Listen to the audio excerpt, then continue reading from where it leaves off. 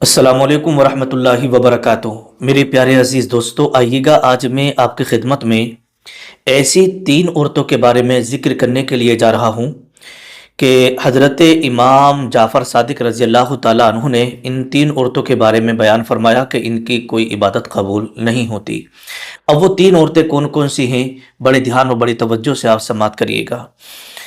देखिएगा, हज़रत इमाम बाकर रज़ी अल्लाह ताला अन्हु के लख्ते जिगर हज़रत इमाम जाफ़र सादिक रज़ी अल्लाह ताला अन्हु की बारगाह में एक औरत हाजिर हुई और अर्ज़ करने लगी कि हुजूर आप ये बताइएगा कि वो कौन सी ऐसी औरतें हैं जिनकी कोई इबादत कबूल नहीं होती, नमाज पढ़े तो नमाज कबूल नहीं होती, या वो कौन से काम हैं अगर औरत उन्हें करे तो जिसकी वजह से उनकी नमाज रोज़ा या कोई भी इबादत कबूल ना होती हो।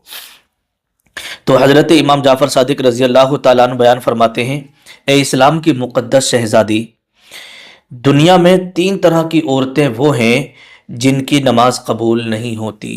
दुनिया में तीन तरह की औरतें ऐसी हैं जिनकी नमाज कबूल नहीं होती, जिनकी कोई इबादत कबूल नहीं होती, जब तक कि वो सच्चे दिल से तौबा ना कर ले। उस औरत ने पूछा, हज़रत वो तीन औरतें कौन कौन सी हैं जिनकी नमाजें कबूल नहीं होती? तो फरमाया, नंबर एक, हजरत इमाम जाफ़र सादिक फरमाते हैं कि पहली औरत वो है जो पाकी और नापाकी में तमीज़ ना रखती हो। पाकी और नापाकी में तमीज़ ना रखती हो। हजरत इमाम जाफ़र सादिक फरमाते हैं कि मेरे नाना जान मुहम्मदुर रसूलुल्लाह सल्लल्लाहु ताला अलैहि वसल्लम जब मेराज को तशरीफ़ ले गए तो आपने जन्नत की भी सैर की और जहन्नम को भी देखा। तो आप बयान फरमाते हैं कि कुछ औरतें जहन्नम में अजाब में मुब्तला थीं और एक औरत को देखा जिसके पैर सर के बालों से बंधे हुए थे और टांगें सीने से बंधी हुई थी। तो हजरत जिब्रील से हुजूर सल्लल्लाहु ताला अलैहि वसल्लम ने पूछा, ए जिब्रील, ये जो औरत अजाब में गिरफ्तार है, ये जो औरत अजाब में मुब्तला है, इसको किस गुनाह की सज़ा मिल रही है? इसने ऐसे क्या किया था? तो हज़रत जिब्रील अर्ज़ करते हैं, या रसूल अल्लाह सल्लल्लाहु ताला अलैहि वसल्लम, ये औरत वो है कि ये दुनिया में जब थी ना तो ये पाकी और नापाकी में कोई तमीज़ नहीं रखती थी। पाकी और नापाकी में कोई तमीज़ नहीं रखती थी।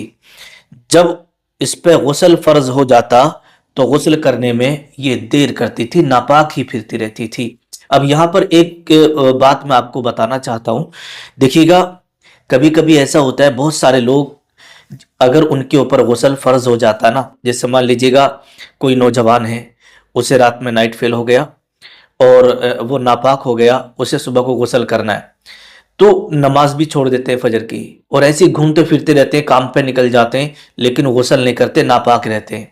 ये बड़ी गलत बात है। ज़्यादा देर तक नापाक नहीं रहना चाहिए। अगर आपके ऊपर गुस्ल फ़र्ज हो गया है तो जितनी जल्दी हो सके उतनी जल्दी आप गुस्ल कर लें, पाकी हासिल कर लें। क्यों? इसलिए कि देखिएगा, मौत का कोई भरोसा नहीं है। ये आप इस ख्याल में मत रहिएगा, अभी तो हम अच्छे खासे बढ़िया है, कोई टेंशन नहीं किसी तरह की भी। एक पल का भरोसा नहीं होता किस वक्त इंसान इस दुनिया से चला जाए।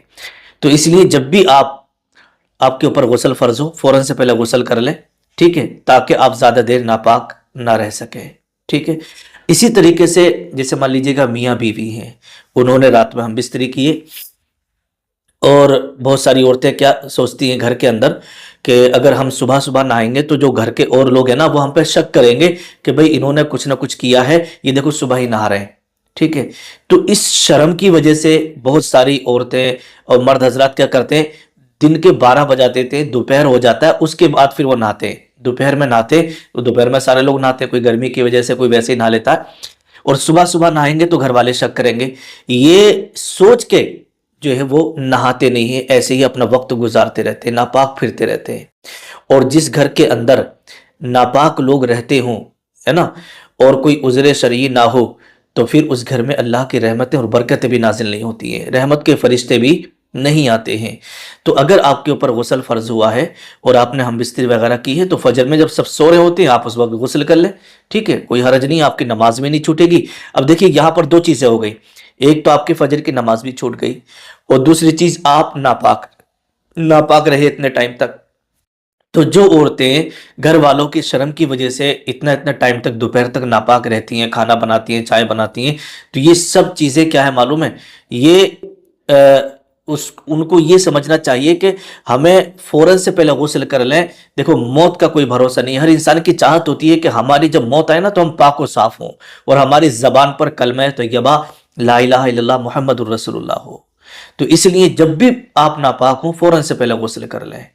تو اسی کے بارے میں لکھا ہے کہ ایسی عورت جو پاکی اور ناپاکی میں تمیز نہیں رکھتی تھی، اس لیے اسے اس وجہ سے عذاب ہو رہا ہے۔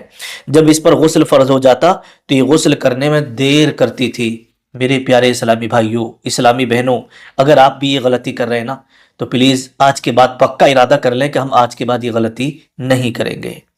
نمبر 2، حضرت امام جعفر صادق رضی اللہ تعالیٰ عنہ بیان فرماتے، دوسری عورت وہ ہے جو نماز کے دوران سر پہ دوپٹہ نہ رکھتی ہو، ایسی عورت کی نماز بھی قبول نہیں ہوتی۔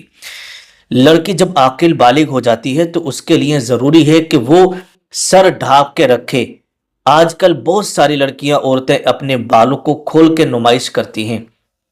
دیکھو آپ نے دیکھا بھی ہوگا کہ کہیں آنا جانا ہوتا ہے بہت ساری عورتوں کا، لڑکیوں کا، تو وہ کیا کرتی ہیں، جیسے بائک پہ بیٹھتی ہیں تو نقاب سے اور برقعے سے باہر اپنے بالوں کو نکال لیتی ہیں تاکہ لوگ دیکھیں کہ بھئی اس لڑکی کے، اس عورت کے بال دیکھو کتنے لمبے لمبے۔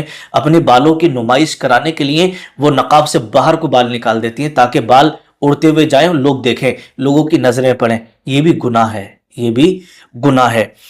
تو یہ نمائش نہیں کرنا چاہیے۔ نماز پڑھ رہے ہیں تو نماز کے دوران سر پہ دوپٹہ ہونا ضروری ہے۔ اگر اتنا باریک دوپٹہ ہے کہ بالوں کی سیاہی دکھائی دے رہی ہے تو اس سے بھی فقہاء اکرام نے منع فرمایا ہے، ٹھیک ہے۔ ایسا موٹا دوپٹہ اوڑھ کے نماز پڑھیں جس سے کہ بالوں کی سیاہی دکھائی نہ دے۔ نمبر 3، تیسری عورت کے بارے میں حضرت امام جعفر صادق رضی اللہ تعالیٰ عنہ بیان فرماتے کہ تیسری عورت وہ ہے جو بد اخلاق ہو، جس کا اخلاق اچھا نہ ہو۔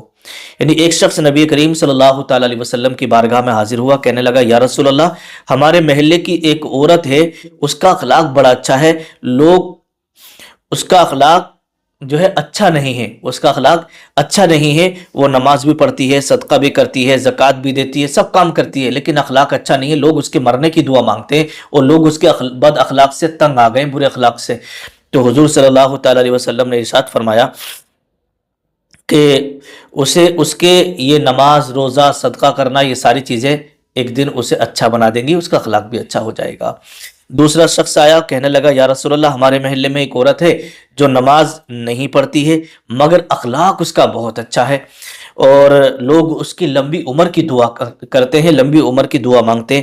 تو نبی کریم صلی اللہ تعالی علیہ وسلم نے ارشاد فرمایا، لوگوں کا دعا کرنا اسے ایک دن نمازی بھی بنا دے گا اور اس کو نیک کاموں میں لگا دے گا، لوگوں کی دعائیں قبول ہوں گی، ٹھیک ہے، اور اللہ اسے جنت عطا فرمائے گا۔